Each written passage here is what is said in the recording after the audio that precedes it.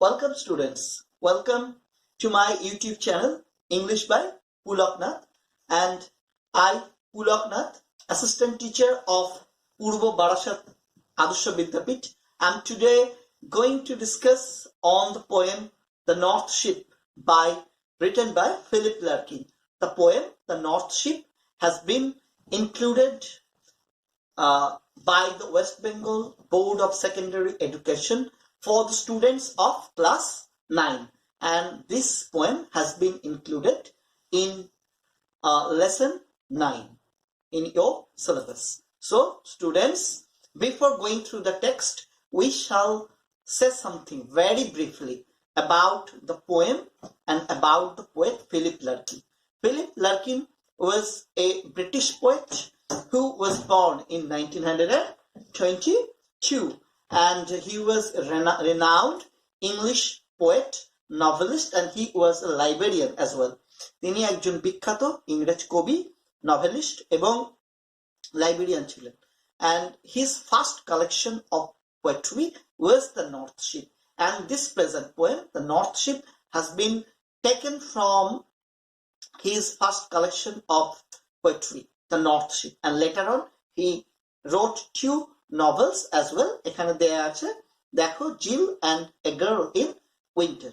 So this is about Philip Larkin, and now what will you find here in this poem, The North Ship? The poem is very simple, but the meaning, the inner meaning particularly, is very significant and very pertinent in today's condition of life. অন্তর্নিহিত অর্থ খুব গুরুত্বপূর্ণ এবং প্রাসঙ্গিক বর্তমানে জীবনে। ওকে, এখানে কি দেখতে পাচ্ছ? What will you find here in this poem? In this poem you will find the journey of three ships. তিনটে জাহাজের যাত্রা দেখতে পাবে. One ship is going towards the west, the first ship, and the second ship is going towards east, and the third ship is going towards north. তাই তো, তিনটে জাহাজ. The first ship is getting all sort of help from the sea, from the air. বাতাসের থেকে সমস্ত সহায়তা পাচ্ছে, সমুদ্র স্রোতের কাছ থেকে সহায়তা পাচ্ছে, and very smoothly, very easily, without facing any sort of obstacle, it reaches towards its destination. এটা পৌঁছে যাচ্ছে এর গন্তব্যে. Okay, no problem. And the second ship starts its journey over that turbulent sea, and it starts its journey towards east. But after going some ways, it faces all sort of obstacle, all sort of hindrance. The sea becomes turbulent, the air, the wind goes towards against it. It faces all sort of unconducive, all sort of unfavorable situation, and the situation and the condition becomes so bad, so critical, that it cannot continue its onward journey. এবং পরিস্থিতি এতটাই সংকটময় হয়ে পড়ছে যে এটা তার onward journey আর continue করতে পারছে না. It fails, it stops its journey and goes back, comes back, being failed. And then the third and the last ship, and that ship is totally different from the first two ships, and its journey is totally different also from the first two ships. It also gets no sort of help from environment, from sea, from air. The sea becomes turbulent, temperature goes down, the sky becomes dark, the sea is and all sort of unfavorable condition. সমস্ত প্রতিকূল অবস্থার সে কিন্তু সম্মুখীন হচ্ছে. The temperature goes down, and even you may find the snowfall on the deck of the ship as it going towards north. But facing all that sort of unfavorable condition, it never stops its onward journey, overtaking all these sort of obstacles. এই সমস্ত বাধাকে অতিক্রম করে it continues its onward journey. It goes and goes and goes until it achieves what it aims at, যতক্ষণ না এটা অর্জন করতে পারছে তার অভিষ্ট লক্ষ্য, ততক্ষণ সে কিন্তু তার যাত্রা থামাচ্ছে না।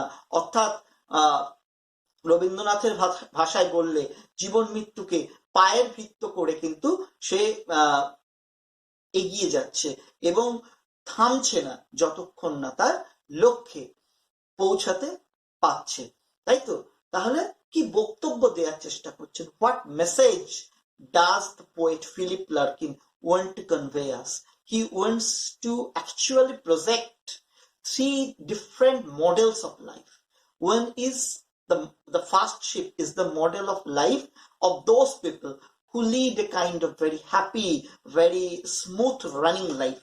সেই ধরনের মানুষদের প্রতীক প্রথম জাহাজটা, যারা খুব সুখী, বাধাহীন, সফল জীবন চালনা করে। And the second ship symbolizes that sort of life that faces all sort of obstacles and finally gets failed, যা সমস্ত বাধার অতিক্রম ফেস করে এবং অবশেষে ব্যর্থ হয়। আর থার্ড শিপ, সে কিন্তু totally unconventional, totally different from that first two ships. Though like the second ship, it does not get any sort of help, any sort of favorable or conducive condition from the environment, still it never gets disheartened. It never says no to life. It never loses its courage. Rather, it tries and tries and tries. It continues its onward journey. এটা প্রচেষ্টা করছে, তার effort বজায় রেখেছে এবং অগ্রবর্তী যাত্রাকে কিন্তু সে বজায় রেখেছে এবং এইভাবে যাত্রা করতে করতে সে চলেছে যতক্ষণ না সে তার অভিষ্ট লক্ষ্যে পৌঁছাতে পারে। অর্থাৎ অভিষ্ট লক্ষ্যে পৌঁছানো পর্যন্ত সে কিন্তু ক্ষান্ত হচ্ছে না। তাই কবি ফিলিপ লার্কিন এই তিনটে জাহাজের মধ্যে দিয়ে, প্রতীকের মধ্যে দিয়ে আমাদের দেখানোর চেষ্টা করেছেন যে we all should follow the lifestyle of the third ship, that we should never stop our journey. Whatever critical condition we may face, যে ধরনের সংকটময় পরিস্থিতি আমরা সম্মুখীন হই না কেন, আমাদের কিন্তু যাত্রা থামালে হবে না, আমাদের যাত্রা করতেই হবে, আমাদের এগিয়ে যেতেই হবে, তবেই কিন্তু সাফল্য বাধা থাকবে আমাদের কাছে। এটাই কিন্তু বক্তব্য। এই বক্তব্যটাই কবিতার মধ্যে দিয়ে কবি দেওয়ার চেষ্টা করেছেন। তাহলে স্টুডেন্টস, আসো আমরা ডিরেক্টলি টেক্সটে চলে যাই। কি বলেছে? I saw 3 ships go sailing by. আমি দেখলাম, দেখো কবিতাটা ফার্স্ট পার্সোনাল ন্যারেটিভে লেখা হয়েছে, তাই আমি দেখলাম 3টে জাহাজ এগিয়ে চলছে। Over the sea, the lifting sea, সমুদ্রের উপর দিয়ে। লিফটিং সি, কেন সমুদ্রকে লিফটিং বলছে? লিফট মানে কি? যা উঠিয়ে ধরে আবার নামিয়ে দেয়, তুলে ধরে নামিয়ে দেয়। এটা বোঝাচ্ছে the sea is at that moment when the 3 ships are starting their journey, the sea is a bit turbulent. There are huge waves. Huge না হলেও অন্তত বিগ ওয়েভস আছে, যা জাহাজটাকে একবার তুলছে আবার নামিয়ে দিচ্ছে। As the waves are just you may say taking upward and downward that ship, so the sea is called lifting sea. And the wind rose in the morning sky. এবং সকালের বাতাস, আকাশে আমরা দেখছি কি বাতাস বইতে শুরু করছে। তাহলে বুঝতে পারছো what is the time of the starting of the journey? The time of starting of the journey is towards morning, সকালবেলা, ভোরবেলা কিন্তু যাত্রা শুরু করছে। And when the ships are starting their journey in the morning, the wind is blowing. And one was rigged for a long journey. এবং প্রত্যেকটা জাহাজ তারা কিন্তু সজ্জিত। rigged মানে equipped, rigged মানে ready। এখানে বলেছে to equip a boat or ship for a long journey, প্রস্তুত দীর্ঘ যাত্রার জন্য। The first ship turned towards the west. মাথায় রাখবে, to what direction is the first ship going? The first ship is going towards west. প্রথম জাহাজটা কিন্তু পশ্চিমের দিকে যাচ্ছে।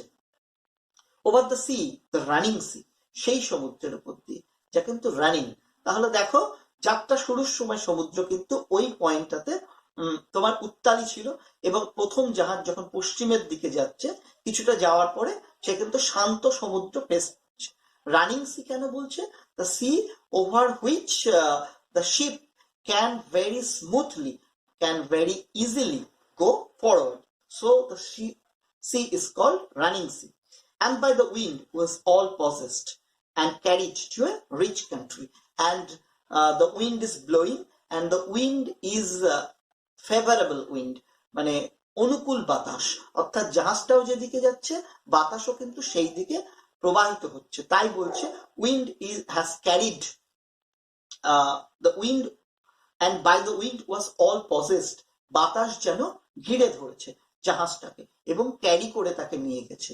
Two which direction the wind has carried the ship, the wind has carried the ship to a rich country, একটা বড়লোক দেশ নয় সমৃদ্ধশালী দেশের দিকে।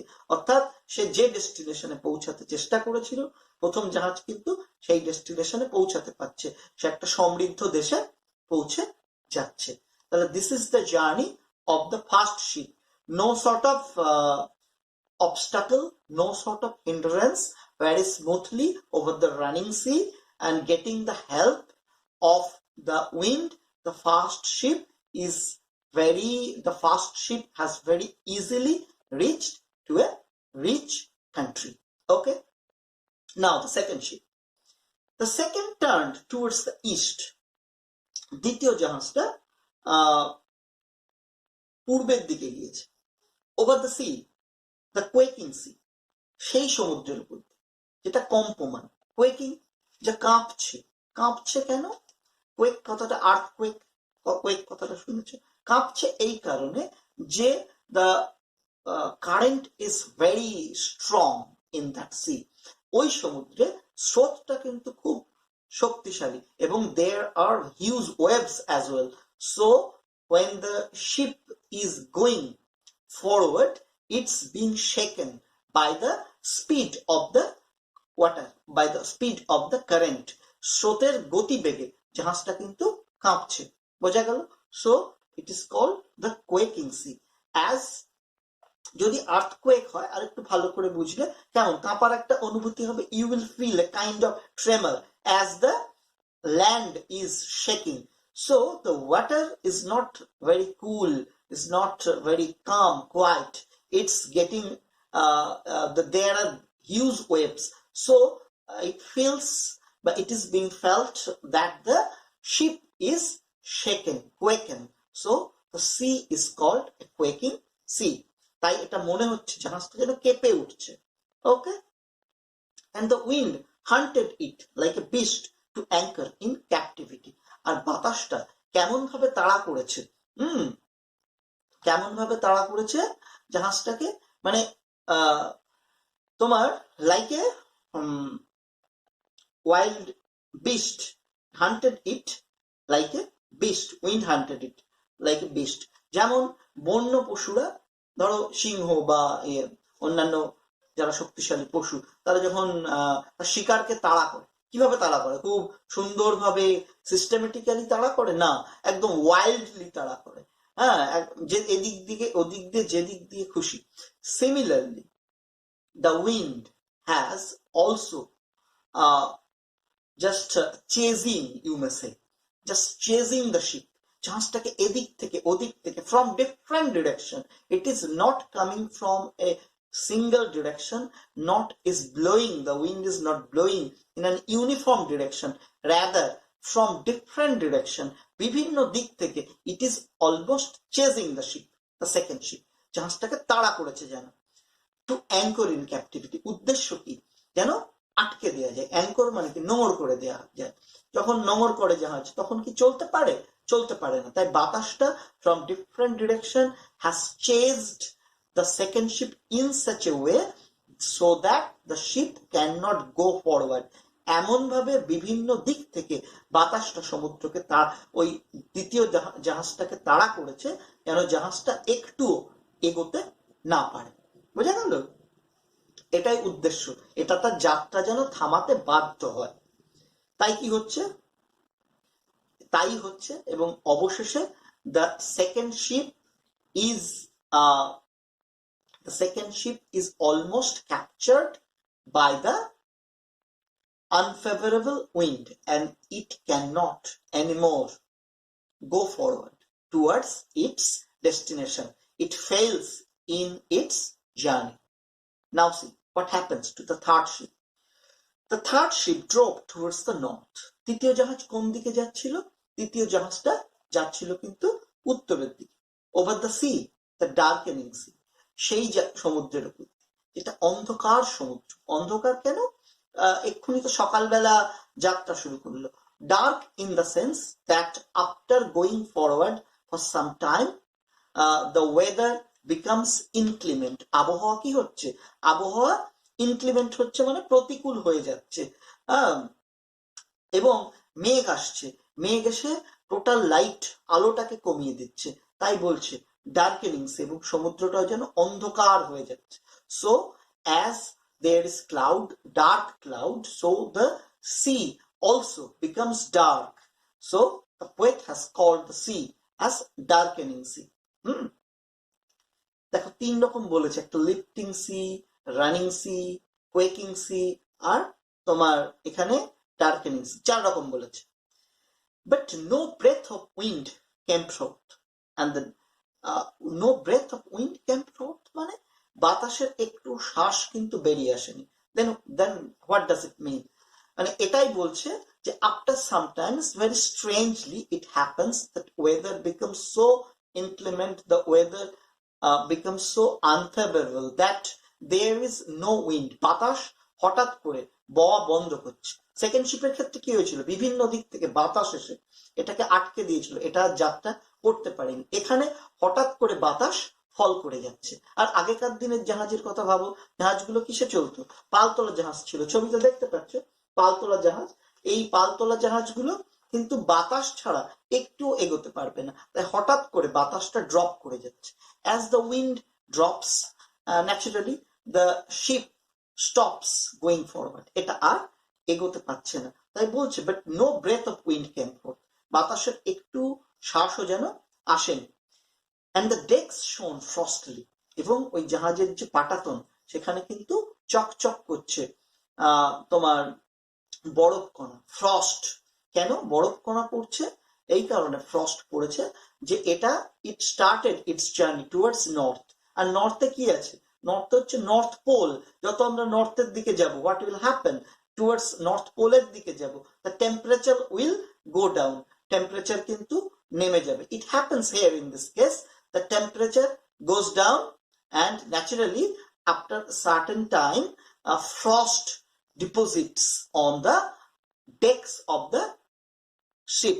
জাহাজের ডেকের উপরে কিন্তু ফ্রস্ট একটু একটু করে পড়ছে, এবং সেই ফ্রস্ট গুলোই কিন্তু চকচক করছে। The northern sky rose high and black over the proud unfruitful sea. যে উত্তরের আকাশটা যেন বিরাট ভাবে দেখা দিচ্ছে এবং কালো ভাবে দেখা দিচ্ছে। over the proud unfruitful sea, এই গর্বিত নিষ্ফল সমুদ্রের উপরে। তাহলে উত্তরের আকাশ কিন্তু কোনো পজিটিভ বার্তা বয়ে আনছে না। no sort of positive message is brought forward by the northern sky. আকাশটা যেন বিরাট হয়ে কালো হয়ে দেখা দিচ্ছে, এবং বলছে over the proud unfruitful sea, সমুদ্রকে গর্বিত বলছে এই কারণে, কারণ এটা সর্বত চেষ্টা করছে to stop the onward journey of the third ship. Unfruitful in that sense যে that ship, third ship, gets no sort of help, no sort of favor from the sea. So the sea is called unfruitful. জাহাজটা, দ্বিতীয় জাহাজটা সমুদ্রের কাছ থেকে কোন রকম সহায়তা পাচ্ছে না, না বাতাস না সমুদ্র স্রোত, কিছুই না। তাই এই সমুদ্রটাকে বলা হয়েছে unfruitful sea. Clear? East and west the ships came back. এবার দেখো কবিতাটাকে ক্লোজ করছে। ইস্টে কে গিয়েছিল? সেকেন্ড জাহাজটা। আর ওয়েস্টে কে গিয়েছিল? ফার্স্ট জাহাজটা। তাই পূর্বের জাহাজটা ফিরে আসছে এবং পশ্চিমের জাহাজটা সেটাও কিন্তু ফিরে আসছে।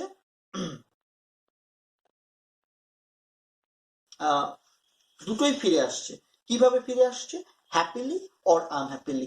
The ship that started its journey towards west, that means the first ship that comes back happily, and the ship that started its journey towards east, that means the second ship that comes back unhappily, being failed in its mission.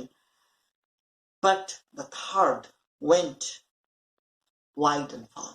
কিন্তু তৃতীয় জাহাজটা, সেই জাহাজটা যেটা নর্থের দিকে যাত্রা শুরু করেছিল, এটা কিন্তু তার যাত্রা থামায়নি।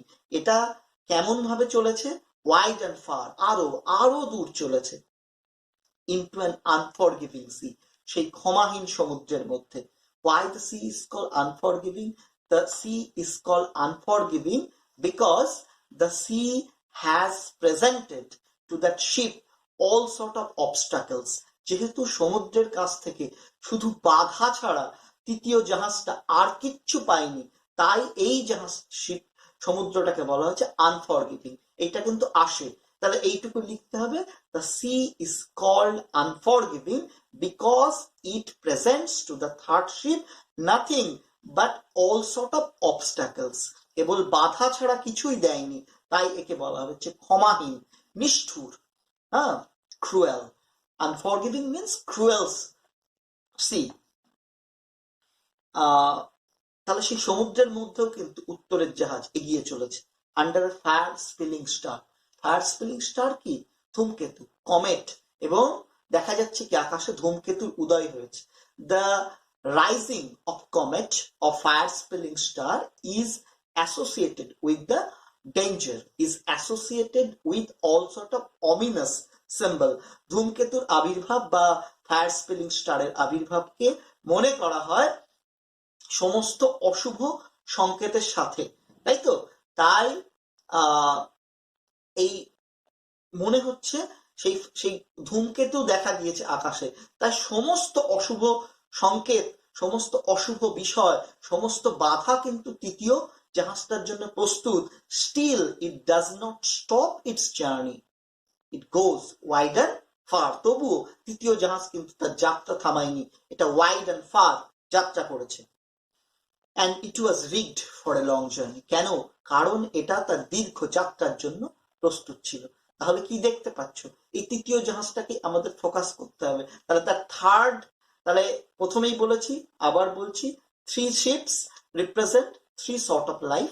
One is very happy life, smooth running life, successful life, and the second ship represents a life that's failed, that cannot continue its journey, and the third ship represents a life that we should all follow, that we should never get disheartened, we should never stop our effort, whatever difficulty, whatever failure we may face, যে ধরনের কঠিন পরিস্থিতি, যে ধরনের ব্যর্থতায় আমরা সম্মুখীন হই না কেন, আমাদের কিন্তু আমাদের অনওয়ার্ড মুভমেন্ট থামালে হবে না।